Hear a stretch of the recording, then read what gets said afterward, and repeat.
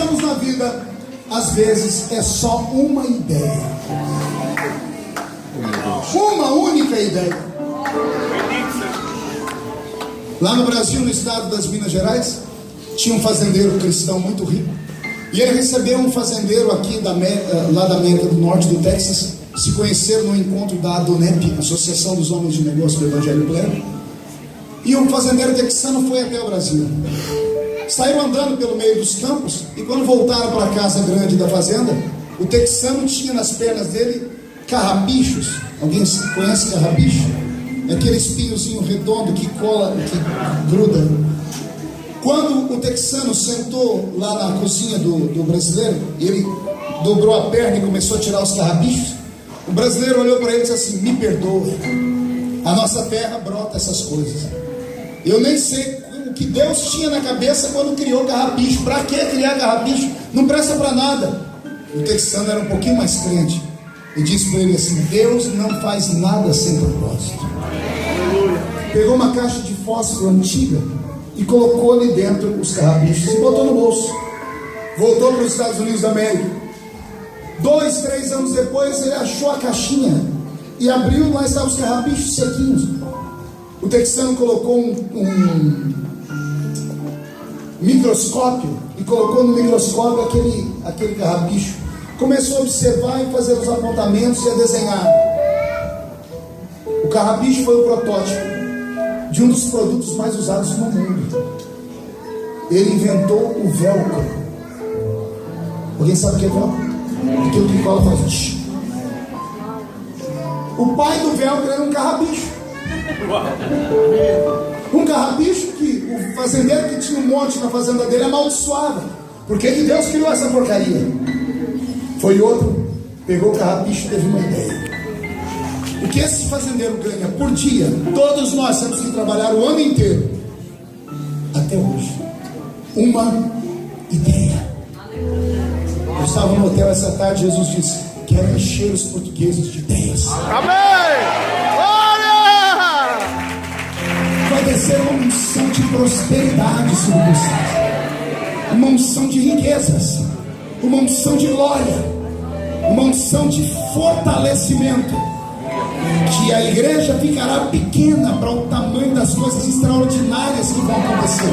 Eu não estou pregando para homens e mulheres normais, eu repito desde ontem. Eu estou falando com quem Deus está falando sobre mistérios. Deus vai tomar a sua vida e vai te dar uma sabedoria. Alguém está pronto para isso aqui? Então dá um grito mais alto do que Deus. Quando Deus te der essa sabedoria, o honre, porque você vai ser grande, você vai ser poderoso. E você vai ver que o meu Deus é aquele que pega a maldição e transforma em bênção. E você vai entender que o passado ficou no lugar dele, no passado. Que não importa o tamanho do erro que você tenha cometido, por mais fraco que você seja, você está aqui. Quando eu era jovenzinho lá no Brasil, a nossa cultura é muito rígida na igreja. Eu cresci ouvindo o pastor dizer assim: fica só eu e minha mulher aqui, mas fica gente com propósito santo. Os restos que não querem santidade saiam, vão embora. Eu cresci ouvindo o pastor dizendo assim: eu prefiro ver você lá fora do que aqui dentro, escondido, dando problemas. Só entende de misericórdia quem precisou. Amém. Só sabe perdoar quem precisou do perdão. Hoje eu prego diferente. Eu prefiro ver você com um pé aqui dentro e outro lá fora do que os dois lá fora. Porque se você estiver capengando num culto igual a esse, o Espírito Santo te agarra e te traz para dentro do santuário. A mensagem desta noite fala sobre sabedoria e perdão. Tudo que você precisa para começar uma nova história nesse ano que ainda não acabou, e muitas surpresas vão chegar ainda. Você crê nisso? Amém! Eu creio. O Senhor, meu Deus, te trouxe nessa noite para te falar que as coisas que acontecem na sua vida nem sempre são ordem dele, saíram dos seus próprios lábios, como aconteceu com ele. O Senhor também te trouxe aqui para te dizer que aquele que é desprezado pelos homens é aceito por ele, que ele ama aqueles que são diferentes e carregam problemas e transtornos da sua alma. Se os homens não te entendem, Ele te entende. Existem coisas que homens nunca vão conseguir enxergar, porque o homem só enxerga o que está à frente dele. Deus enxerga o futuro. Deus te trouxe hoje aqui para que você trabalhe o seu perdão. Aleluia. Perdoe. Como som de música. Aleluia. Perdoe. A falta do perdão cria um câncer na alma. A pessoa que carrega uma mágoa não consegue sobreviver, porque ela odeia. E o ódio não pode permanecer entre nós. Se você quer ser livre, perdoe. Amém. Pastor, mas foi muito grave. Quanto mais grave o pecado, maior é o perdão. Perdoe. Perdoe, você vai ver o que Deus vai fazer. Deus está cansado de filhos que riem da nudez do seu pai. Deus quer filhos que escondam a nudez do seu pai. Me arrepio. Deus não quer filhos que peguem o pai nu, bêbado, e ria dele. Porque esse pai que hoje está nu, ontem salvou a sua vida. Ontem foi um herói. Ontem enfrentou tudo, fez uma arca, gastou a vida dele inteira para te proteger. Um ato não pode destruir a vida desse homem. Deus não quer filhos que exponham a nudez do seu pai. Deus quer filhos que peguem um pano e venham de costa para cobrir a nudez do seu pai. Perdoa! Perdoa!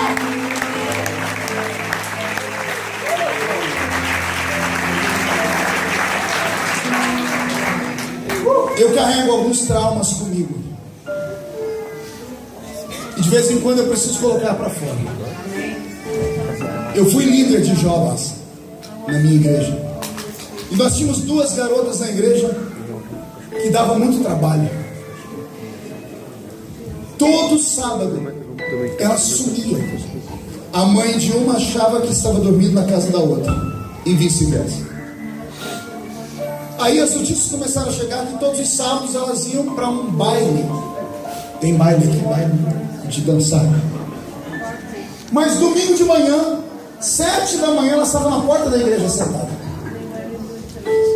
Chegavam bêbadas, mal vestidas, e entravam na igreja. Participavam da escola dominical conosco, ensaiavam e à noite cantavam. Só que todo mundo sabia que elas tinham uma vida dupla.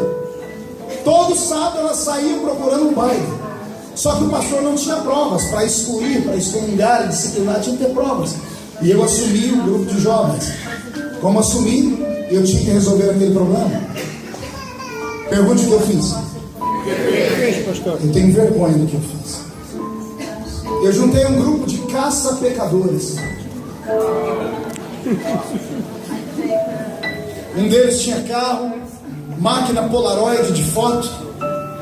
Sábado à noite, fizemos uma campana na porta da casa delas para ver para onde elas iam.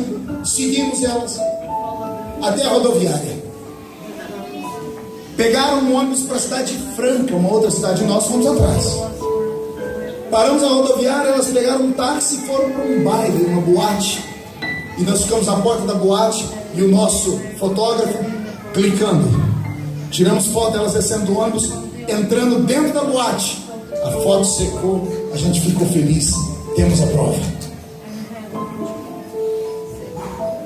Eu marquei uma reunião com o pastor domingo à tarde. Falei, pastor, sabe aquelas 2 meninas? E ele falou, você vem falar de novo essa história? Todo mundo sabe, mas ninguém tem provas. Eu disse, pastor, não tínhamos, agora temos a prova. E eu tirei as fotos. Quando o pastor viu as fotos, ele disse, agora eu posso tomar uma atitude.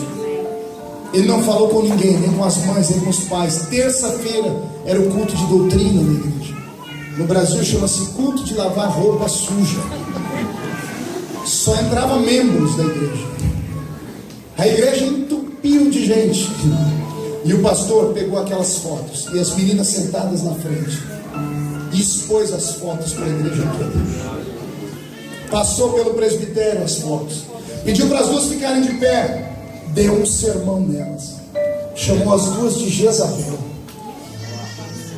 olhou para a igreja e disse, nem com a paz do Senhor as cumprimente. estão disciplinadas e excluídas da igreja. Por um ano não podem sentar na juventude, nem tomar a ceia. Só que por mais autoridade que o pastor tem, ele precisa da lei da igreja para sancionar, né? O amém da igreja sanciona a lei. Ele colocou a igreja de pé e fez uma oração. E aquele pastor esqueceu do que está escrito em Mateus 16 e 18. Tudo que desligar na terra, Glória a Deus. é desligado no céu. Nós oramos, falamos em línguas. Quando eu abri os olhos, feliz porque tinha cometido aquele ato, limpei a igreja, eu procurei as duas meninas. Cadê elas? No meio da oração, elas saíram de cabeça baixa. Elas nunca mais voltaram. Eu me casei, fui consagrado ao diaconato, ao presbitério, ao pastorado. Eu as procurei mais de 5 vezes. A única vez que elas me receberam, uma me disse: eu sou mãe de 3 filhos, um de cada pai, e a culpa é sua, porque eu era fraca, mas eu tinha fome de Deus. Oh, meu Deus. Ajuda-nos, A Pai. outra se envolveu com um traficante, se tornou amante do homem mais violento da cidade. Fui procurá-la, ela disse: a culpa é sua, porque eu estava na igreja fraca, mas eu amava Jesus. Eu faço cultos no mundo inteiro, já levei milhões de almas aos pés da cruz, mas toda vez que eu vou orar, o diabo senta do meu lado e fala: tem 2 que são minhas, e a culpa é sua. Inclina a sua cabeça. Ajuda-nos, Pai.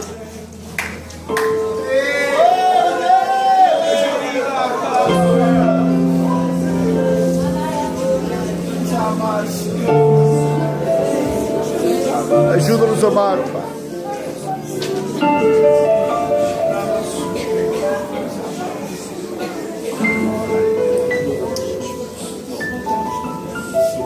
Deus de Davi, tira tudo que nós temos, só não tira o seu Santo Espírito. Move as águas no final dessa mensagem. Nos ajude a perdoar, a compreender, a entender os mais fracos. Não nos deixe ser juízes dos nossos irmãos. Tem pessoas aqui dentro que não deram um grito de glória a Deus até agora, Pai. Não é porque não querem. Só o Senhor e elas sabem o vale pelo qual andam. Só o Senhor sabe o que está acontecendo na vida dessa moça, desse moço, dessa mulher, desse pastor. Senhor, conjugamos as palavras de Paulo: o bem que queremos fazer não fazemos, o mal que não queremos fazemos todos os dias. Libera a sua palavra hoje. Diz nos nossos ouvidos que a sua graça nos basta, porque o seu poder se aperfeiçoa na nossa fraqueza. Libera, Senhor, sobre nós uma unção que traga cura. Cura para a alma. Senhor Deus, não deixa os nossos dias terminarem vazios. Não deixa a sua filha ficar depressiva na cama, com a mente queimando. Existe uma prisão, Senhor, que não há chave para abri-la. É a prisão da alma.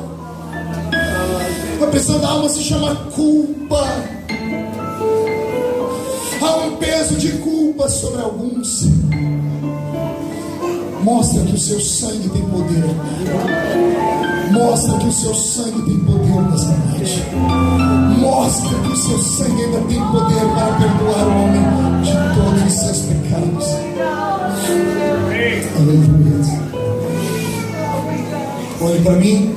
Vou terminar dizendo que nem o ato mais feio produzido por Davi apagou a sua história. Heróis também fracassam. Heróis também tombam. Só que em qualquer exército do mundo, um herói que tomba no campo de batalha, ao chegar no seu país, ou seu corpo em um caixão, ou ele sem um braço, sem uma perna ou cego, ele recebe uma medalha. Somos o único exército que matamos os nossos soldados, Senhor. Eles tombam num campo de batalha, e ao invés de darmos a eles uma medalha, a gente mata eles. Não vamos matar os nossos soldados. Davi continua sendo um homem segundo o coração de Deus. E com Davi eu aprendo uma outra coisa. Pergunte o quê? Pastor. Deus respeita os mistérios que Ele tem com o homem. Davi está no Velho Testamento. O Velho Testamento é olho por olho. A alma que pecar essa, cometeu um pecado, tem que morrer. Davi adulterou, mandou matar o marido da mulher. Deus matou ele? Sim ou não? Estamos no Novo Testamento, época da graça. Ananias e Safira vendem a casa, entregam só um pouquinho do dinheiro. Pedro diz: por que mentiste ao Espírito Santo? Os dois morrem. Calma aí. A lei diz que tem que morrer, a graça diz que tem que viver. Davi na lei pecou e viveu. Ananias e Safira na graça morreram. Explica. Vou te explicar. Não existe uma equação. Você não pode medir todo mundo pela mesma régua. Cada um aqui tem uma história com Deus. Temos que respeitar essa história. Temos que respeitar essa história. Você tem um segredo com Deus. E me arrepiou o corpo todo. Eu vou falar de novo. Você tem um segredo com Deus. Ninguém toma o seu segredo, a não ser que você resolva contar. Sansão.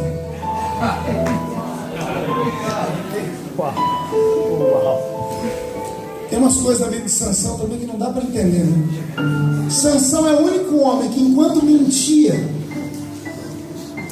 Deus estava com ele. O dia que ele contou a verdade, se lascou. Me explica isso. Não tem explicação.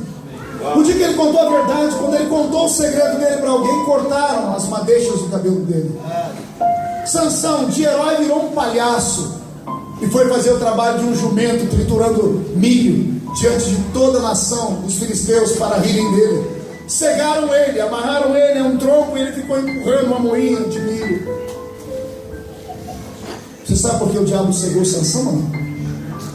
Alguém sabe? Tem gente que acha que era para ele não pegar o inimigo, né? O diabo é mais sagaz. A força de um crente não está no braço, está nos olhos. Porque os olhos choram. E quando um crente chora,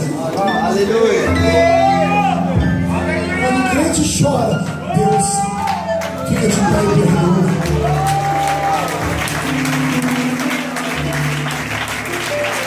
O diabo cegou os olhos e disse: não tem como chorar mais, não vai tocar o coração de Deus. Mas o diabo esqueceu que o crente não chora só com os olhos, ele chora com o coração. Sansão está empurrando a moinha, está todo mundo cuspindo nele, ele está careca porque cortaram os segredos dele, mas o coração está dizendo: eu ainda estou aqui, eu me arrependi, eu sou falha, eu vou fazer o que? Eu sou carne. Até que Deus olhou para ele. E tem um versículo na Bíblia que quase ninguém lê. Pergunte qual? A Bíblia diz: e o cabelo de Sansão voltou a crescer. É Deus dizendo: se perder um mistério, eu te dou outro. Se perder um segredo, eu te dou outro segredo. O que não pode é você ficar sentado nesses bancos com essa cara feia, parecendo que foi batizado num pote de vinagre, olhando para o pregador. Segura aí, com esses olhos secos, parecendo olho de sapo que morreu no dia de enchente. Segura com essa boca travada, essa boca de aço, essa língua de ferro e esse queixo de concreto. Se você é filho do mesmo pai que eu, exalte, dê um grito de glória.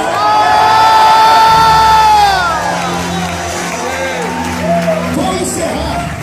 Já que o Senhor te deu a sabedoria, agora Ele vai te dar o perdão. É uma das marcas dessa igreja: amor e perdão. Deus vai te dar o perdão agora. Pergunte por quê? Ó, só mude a música. Não estamos mais em Portugal. Estamos diante do juiz chamado Yahvé. Pensa num juiz justo. É ele. Ele segura em uma das suas mãos o martelo da justiça. Está se aproximando dele o promotor. Seu nome é Satanás. Ele é o pai da mentira. Mas nesse dia ele não precisa usar de mentiras. Ele olha para cada um de vocês e de mim e diz a Deus Pai: nenhum deles pode estar aqui. E o juiz pergunta: por quê? Qual o crime deles? Todos pecaram e destituídos estão da glória de Deus.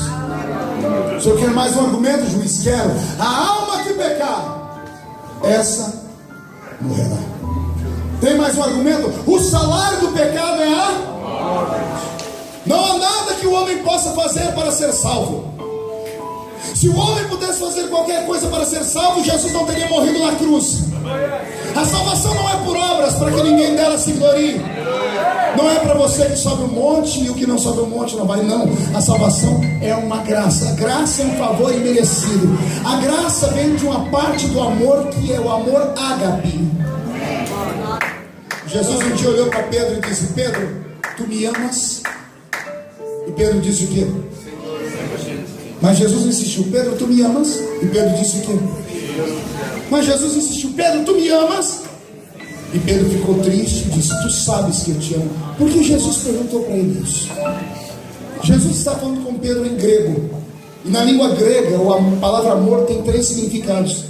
Tem o amor philos, o amor eros e o amor ágape. O amor philos é o amor de filho por mãe, pai pelo filho. Jesus falou com ele em grego assim: Pedro, philos me ama como um pai, como um irmão. Te amo, Senhor. Aí Jesus apelou: Pedro, eros me ama como um homem ama sua mulher e a protege. E Pedro: te amo, Senhor. Aí Jesus apelou: Pedro, agapas me. Aí Pedro ficou triste, porque agapas me significa me ama, ainda que eu não te ame.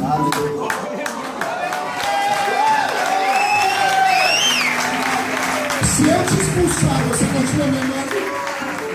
E Pedro diz: tu sabes que eu te amo, Senhor. Esse é o amor que cai sobre nós.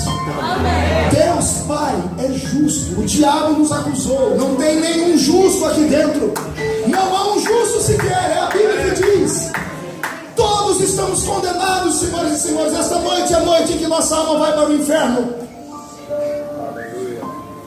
Calma. Foi só o promotor falando. O juiz levantou o martelo. Ele vai decretar a nossa morte. Mas à direita do juiz levanta um advogado.